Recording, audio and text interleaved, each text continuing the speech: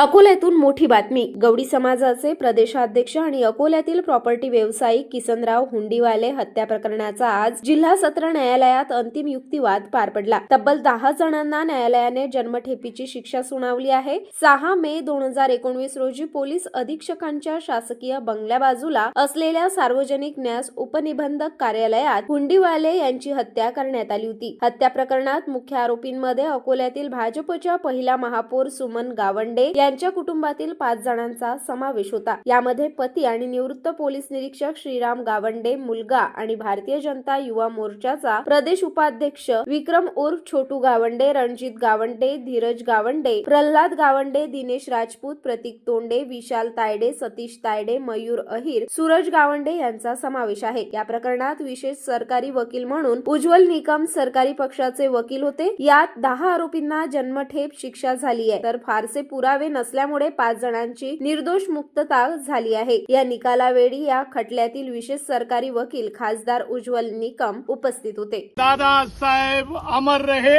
अमर रहे, अमर रहे। वर्गीय दादा साहेब अमर रहे, अमर रहे, अमर रहे। डॉक्टर ॲडव्होकेट न्याय विधी तज्ञ उज्ज्वल साहेबांचा, ॲडव्होकेट विधी तज्ञ उज्ज्वल निकम साहेबांचा, बोलो भारत माता की वंदे मातरम। माझ्या वडिलांचा निधन फोन करण्यात आला होता, त्यास नोंदणी कारवाई।